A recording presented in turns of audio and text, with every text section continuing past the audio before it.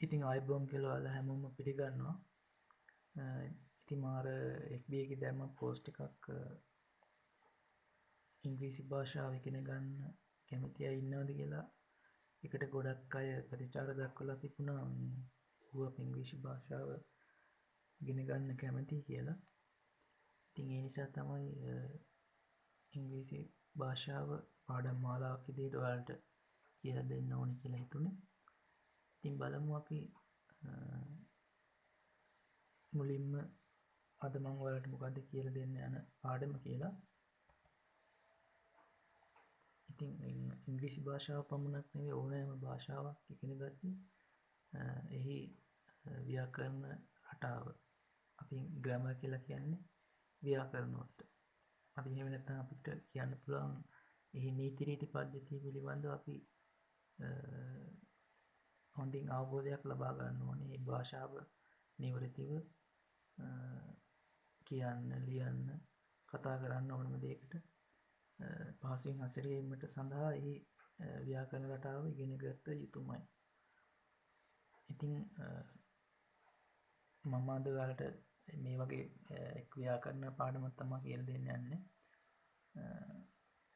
බලමු මේ මොකක්ද කියලා. ඉතින් ඉංග්‍රීසි භාෂාවේ ග්‍රැමර් ප්‍රධාන වශයෙන් දෙකකට බෙදෙනවා. ඇක්ටිව් වොයිස් සහ පැසිව් වොයිස් කියලා. ඇක්ටිව් වොයිස් කියලා කියන්නේ කර්තෘකාරක ව්‍යාකරණ රටාව. පැසිව් වොයිස් කියලා කියන්නේ කර්මකාරක ව්‍යාකරණ රටාව. අපි බලමු මේ දෙකේ ඒ කියන්නේ එකම වාක්‍යයක් අපිට ආකාර දෙකකට ගොඩනගන්න පුළුවන් ඉංග්‍රීසි වල. එතකොට ඒ ආකාර දෙක තමයි මම අද එහි මූලික අතර මෙහි මූලික පාඩම මම කියලා දෙන්නේ. කියන්නේ මේ මූලික වෙනස අඳුරගෙන තමයි අපි ඊළඟට අනිත් පාඩම් වලට යන්න ඕනේ. මොකද්ද මේ active voice and passive voice කියලා කියන්නේ? ඇක්ටිව් වොයිස් වලදී එහෙම නැත්නම් අපි කියනවා කර්තෘකාරක වාක්‍ය රටාව කියලා. දැන් ඔයාලට මේ මම මේ දෙකට බෙදලා පැහැදිලිව වෙන් කරලා තියෙන්නේ.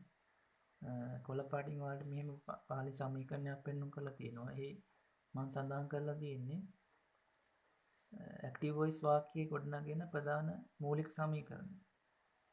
සබ්ජෙක්ට් එකට එකතු වෙනවා ක්‍රියාපදේ verb එක. ඒකට එකතු වෙන්න ඕන ඔබ්ජෙක්ට් එක. එහෙම නැත්නම් කර්මය. සබ්ජෙක්ට් කියලා කියන්නේ කර්තෘ වාක්‍ය ක්‍රියාව කරන කෙනා. එහෙම නැත්නම් අපි උක්තේ කියලා හඳුන්වනවා. verb එක ක්‍රියාපදේ ඔබ්ජෙක්ට් එක කියන්නේ කර්මය. එහෙම නැත්නම් ආඛ්‍යාත කියලා හඳුන්වනවා. මෙහිදී අපි ඇක්ටිව් වොයිස් වලදී ක්‍රියාව කරන පුද්ගලයාට ප්‍රධානත්වයක් ලබා දෙනවා. ඒ කියන්නේ අපි සබ්ජෙක්ට් එක සඳහන් කරන්නේ නැතුව වාක්‍ය ගොඩනගන්න බෑ. පැසිව් වොයිස් වලදී අනිවාර්යයෙන්ම සබ්ජෙක්ට් එක සඳහන් කිරීම අත්‍යවශ්‍ය වෙන්නේ නැහැ. එහිදී ප්‍රධානත්වය ලබා දෙන්නේ ඔබ්ජෙක්ට් එකට. දැන් දෙවෙනි සමීකරණේ පැසිව් වොයිස් පැත්තේ වලට පේනවනේ. එහිදී ඔබ්ජෙක්ට් එක තමයි ප්‍රධානත්වය ලබා දීලා තියෙන්නේ. ඉතින් ඇක්ටිව් වොයිස් වලදී සබ්ජෙක්ට් එක ඇක්ටිව් කියලා කියන්නේ ක්‍රියාකාරීනේ. සබ්ජෙක්ට් එක ක්‍රියාකාරී සක්‍රිය නිසා අපි කියනවා කර්තෘකාරක කියලා. ඒ වගේම මෙහිදී අනිවාර්යයෙන්ම සබ්ජෙක්ට් එක සඳහන් කළ යුතුමයි. එයට ප්‍රමුඛතාවයක් ලබා දෙනවා. ඒ වගේම පැසිව් වොයිස් වලදී ඔබ්ජෙක්ට් එක තමයි ප්‍රධානත්වය ලබා දෙන්නේ. සමහර වාක්‍ය තියෙනවා සබ්ජෙක්ට් එක සඳහන් කිරීම අත්‍යවශ්‍ය වෙන්නේ නැහැ. අපිට ඉස්සරහට ඒ ගැන කතා කරනවා. සබ්ජෙක්ට් එක නැතුව පැසිව් වොයිස් වාක්‍ය හදන්න පුළුවන්. ඒ කියන්නේ සබ්ජෙක්ට් එක වැදගත් වෙන්නේ නැහැ ඒ වාක්‍ය වල. ඒකයි සබ්ජෙක්ට් එක නැතුව අපි වාක්‍ය හදන්නේ. දැන් මෙහිදී පේනවා ඔයාලට තවත් විශේෂත්වයක්. ඔබ්ජෙක්ට් එක එහෙම නැත්නම් කර්මයට පස්සේ හෙල්පින් verb එකක් එකතු වෙන්න ඕන අනිවාර්යෙන් පැසිව් වොයිස් වල. මොනවද හෙල්පින් verb කියන්නේ? am, is, are. දැන් present tense වල නම් am, is, are, past නම් was, were, future නම් will be. ඒ වගේ හෙල්පින් verb එකක් අනිවාර්යයෙන්ම භාවිතා කළ යුතුමයි. ඒ වගේම තවත් නීතියක් තියෙනවා past participle verb එක තමයි අපි පැසිව් වොයිස් වලදී භාවිතා කළ යුත්තේ. ඉතින් පැසිව් වොයිස් වලදී සබ්ජෙක්ට් එක අක්‍රියයි. එහෙම නැත්නම් පැසිව් කියන වචනේ තේරුම අක්‍රියයි කියන එක. ඒ නිසා අපි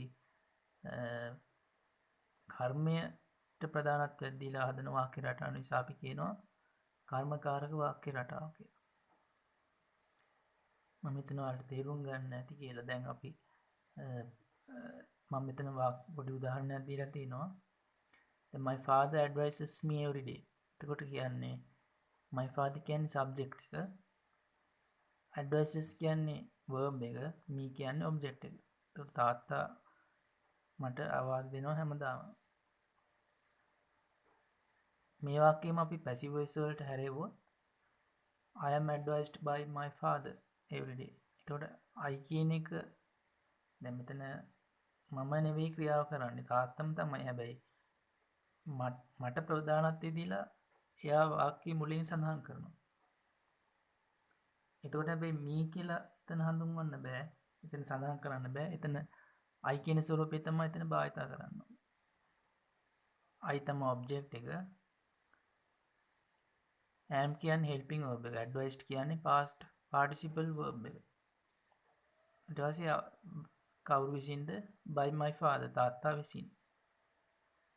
ඒකයි passive voice වාක්‍ය රටාවේදී අපි සඳහන් කරන විදිහ. දැන් අපි බලමු තව උදාහරණ කිහිපයක්. දැන් මෙතන active voice පැත්තේ තියෙනවා he writes an essay every day. ඔහු හැමදාම රචනාවක් ලියනවා. ඒක අපි passive voice වලින් ලියුවොත් an essay is written by him every day. රචනාවක් ලියනු ලබන ඔහු විසින් හැමදාම. එතකොට මේදී object එකට තමයි ප්‍රධානත්වය දෙන්නේ. an essay කියන එක තමයි ප්‍රධානත්වයක් දීලා ලියලා තියෙන්නේ. එතකොට හැබැයි අර මං කිව්වා වගේ helping verb එක එතන essay කියන එක එකක් නිසා වර්තමාන වාක්‍ය නිසා is කියන helping verb එක තමයි භාවිතා වෙන්නේ. දැන් write කියන එකේ past participle verb එක තමයි written. හරි, දෙවෙනි එකේදී කියනවා we transferred the patient to Colombo. දැන් අපි කියමු අපි patient කෙනෙක් hospital එකට admit කරලා අපි අහනවා අපි ලෙඩා කොහෙද කියලා. ස්ටාෆ් එකෙන් යාලා කියනවා අපි ලෙඩාව කොළඹට හුවමාරු කළා. එතකොට අපි තමයි කරේ ක්‍රියාව. එතකොට එයා we subject එක transferred කියන්නේ verb එක. මේක transferred කළා කියන්නේ අතීත කාල ක්‍රියාවක් හින්දා transferred කියන අතීත කාල verb එක තමයි භාවිත කරන්නේ. The patient to Colombo. එතකොට ලෙඩාව කොළඹට යවුවා. දැන් අපි ලෙඩාව කොළඹට හොමාරු කළා. දැන් passive voice වලදී ලෙඩාට තමයි ප්‍රමුඛතාවය ලබා දෙන්නේ. ඒතකොට the patient was transferred to Colombo. ඒතකොට was කියන්නේ අතීත කාල වාක්‍යයක් ඉඳලා අතීත කාල helping verb එකක් භාවිතා වෙනවා.